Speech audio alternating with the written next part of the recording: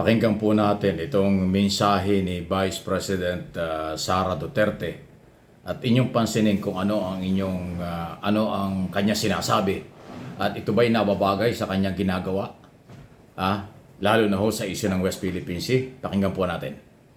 Assalamualaikum warahmatullahi wabarakatuh. Madayaw ugmayong adlaw kaninyong tanan. Magandang araw sa inyo lahat. Mahalin natin ang Pilipinas. Sa paggunita sa mga bayaning veterano sa ika-82 taon ng Araw ng Kagitingan, kaisa ako ng sambayan ng Pilipino sa pagbibigay pugay sa kanilang hindi matatawarang sakripisyo para sa kalayaan na ating tinatamasa ngayon. Sila ay natatanging halimbawa ng tapang at pagmamahal sa bayan. Ang kanilang hangarin na ipagtanggol ang dangal at integridad ng ating bansa sa panahon ng digmaan ay inspirasyon na dapat nating tularan at alagaan.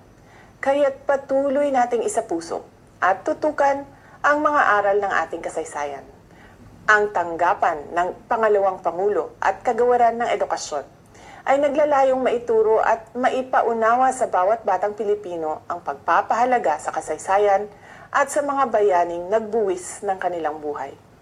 Ipagdiwang natin ang mga Pilipinong veterano ng ikalawang digmaang pandaigdig at magbigay ng karangalan sa kanilang paninindigan sa ngalan ng kalayaan. Sama-sama nating itaguyod ang Pilipinas tungo sa isang kinabukasang mapayapa, makatarungan at matatag. Mabuhay ang mga bayaning Pilipino.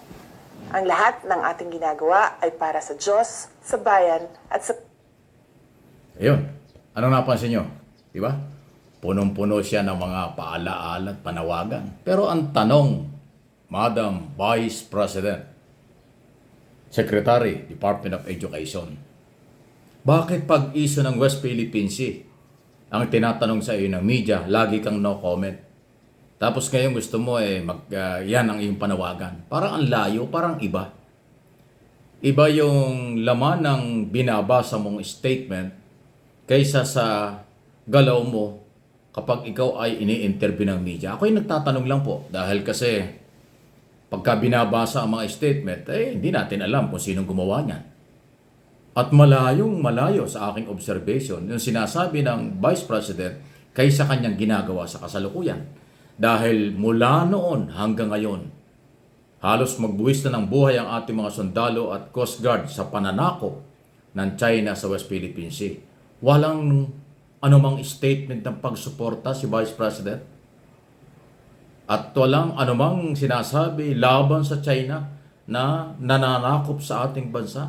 Tapos ngayon, sinakyan niya ang ipinaglaban ng mga bayani.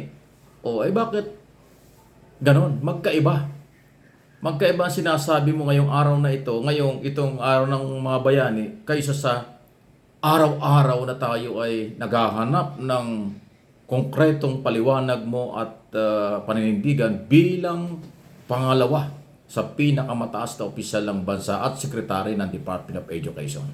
Napansin niyo? Di ba? Kaya ko pinarinig sa inyo para kayo mismo ay may malayang observation at opinion dito sa isyong ito.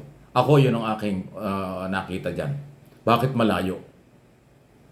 Ngayon, kung ngayon, after ng araw ng kagitingan, ay magbibigay na ng statement ang pangalawang Pangulo at hindi puro no comment sa ginagawa ng China, maaaring ka panipaniwala yung kanya sinabi. Ngayon ang tanong, yung bang binasa mo na statement na yan galing sa'yo? O may gumawa niya na pinabasa lang sa'yo? Kasi nga, parang kung ni-review mo yan, parang taliwas dun sa iyong ginagawa.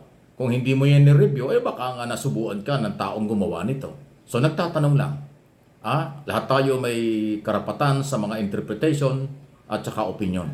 Pero inuulit ko, bilang isang Pilipino naghahanap ng matibay, matatag na statement, may paninindigan, may malasakit sa bayan sa West Philippine Sea issue at iba pa, dapat madinig ang pangalawang Pangulo. Hindi sapat at hindi totoo yung sinasabi ni Congressman Pulong Duterte na iyong kapatid na hindi trabaho ng Vice President at Secretary ng Department of Education ang issue tungkol sa West Philippine Sea. Maling-mali yun sa aking pananaw at observation. Any comment sa isyong yan? Malaya po tayo. Okay? Sunod na pag-usapan natin ito.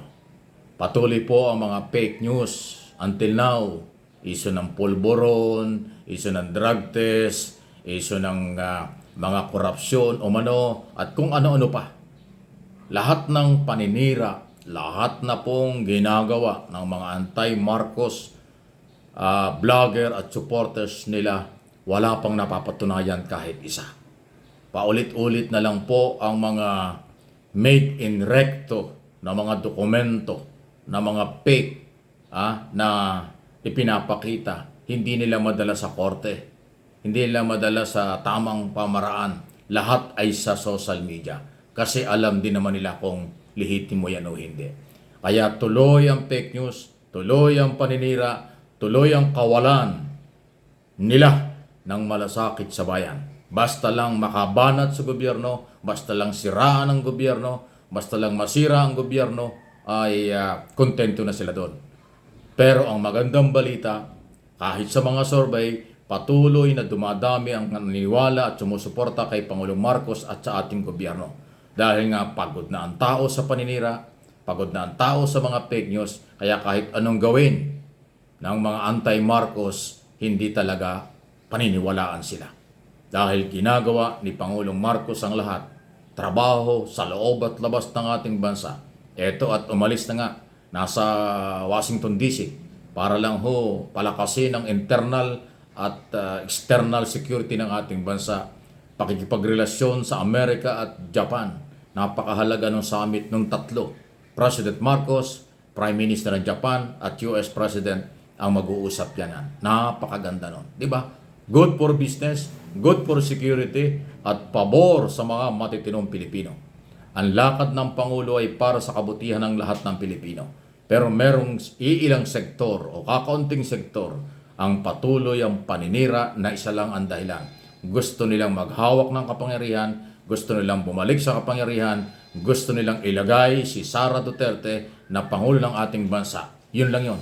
Walang malasakit, wala akong nakikitang pagmamahal na totoo. Ayan, okay? Any comment, reaction sa mga bagay na ito? Ang mga mamamayan ay patuloy na maninindigan para sa tama. Ginagawa ng Pangulo ang tama, suportado ng taong bayan yan. Ang mga mamamayan, hinihikayat ko dito at sa abroad. Huwag kayong maniwala sa mga fake news, mga naninira sa gobyerno dahil wala tayong makukuha dyan na kabutihan. Sila ang sumisira sa Pilipino at sa ating bansa sa international community. Sila ang sumisira sa imahe ng Pilipino at ng bansa. Ang mga may personal interest lang